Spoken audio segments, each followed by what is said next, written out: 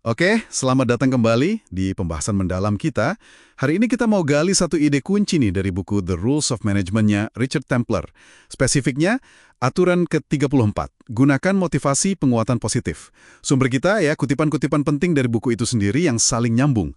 Nah, misi kita kali ini, kita mau bedah kenapa sih aturan yang kedengarannya simple ini kok kuat banget dampaknya. Dan gimana Anda bisa pakai ini buat tim Anda, ya kan? Intinya sih jelas banget. Kekuatan dari pengakuan. Kalau staf Anda ngerjain sesuatu yang keren, ya kasih tahu mereka. Gampang kan kedengarannya, tapi ada lebih banyak di baliknya. Bener banget. Ini bukan sekedar basa-basi biar orang seneng sesaat gitu ya. Penguatan positif ini yang dibahas di aturan 34 itu nyentuhnya ke motivasi intrinsik loh. Coba deh kita kaitin sama aturan 14 tentang mendorong orang.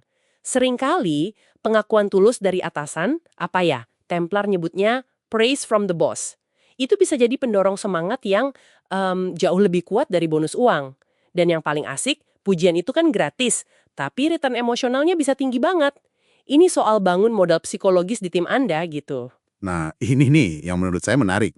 Aturan 34 itu nyaranin pujian jangan cuma sekali doang terus hilang. Templar bilang, ulangi, sebarkan kabar baiknya. Mungkin ya, lewat email singkat ke tim, atau disebut pas rapat, atau mungkin dicatat buat evaluasi kinerja nanti.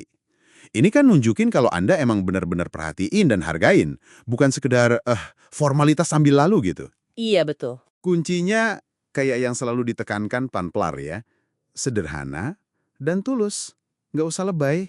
Tepat, tulus itu fondasinya. Dan menariknya nih, Templar itu ngembangin ide pengakuan ini lebih jauh lagi loh di aturan 20 tentang merayakan. Jadi ini bukan cuma soal muji hasil akhir yang wah gemilang gitu. Aturan ini ngedorong kita buat bikin kebiasaan, ngerayain proses dan upaya, bahkan sukses-sukses kecil. Coba bayangin deh bedanya, tim Anda lembur selesaiin satu tahap proyek, terus besoknya Anda datang bawa kopi sambil bilang, wah kerja keras kalian semalam luar biasa, dibanding nggak ada apa-apa sama sekali. Bener juga ya. Kecil tapi ngena gitu. Nah, bahkan aturan 20 itu secara eksplisit bilang, hargai juga usaha meskipun gagal.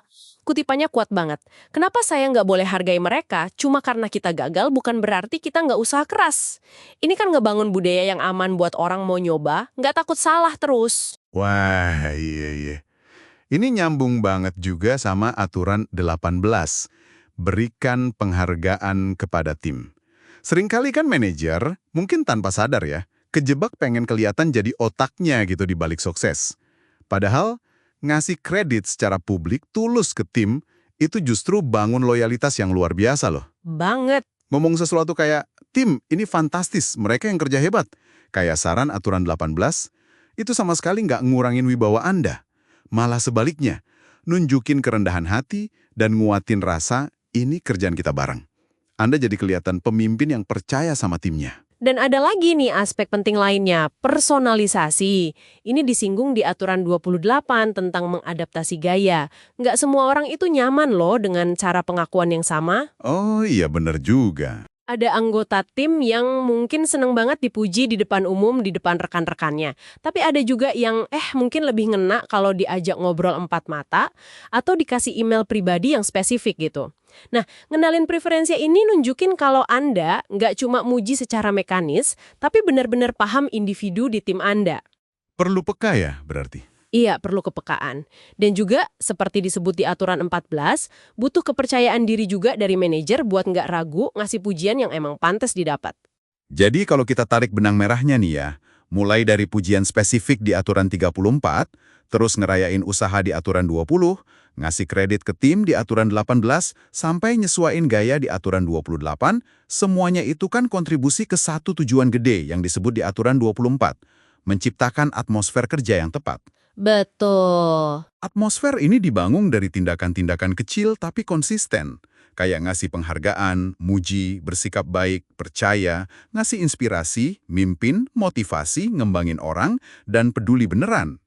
Penguatan positif ini jelas salah satu pilar utamanya.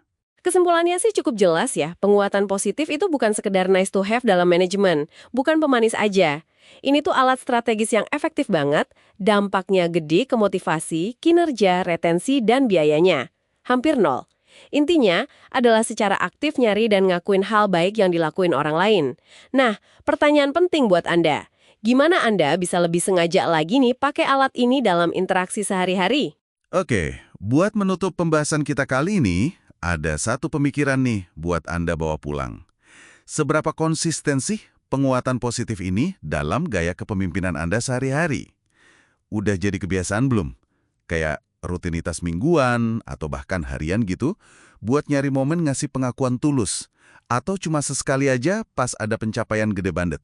Iya, coba deh pikirin satu cara konkret aja minggu ini buat jadiin pengakuan kecil yang tulus, gak cuma buat kemenangan besar ya, tapi juga buat usaha ekstra, sikap ngebantu, atau inisiatif kecil sebagai bagian dari ritme kerja Anda. Ingat aja semangat, terus lakukan dari aturan 3-4 dan cari alasan setiap hari dari aturan 20. Perubahan kecil tapi konsisten itu bisa berdampak besar loh. Oke, terima kasih sudah menyimak pembahasan mendalam kita kali ini.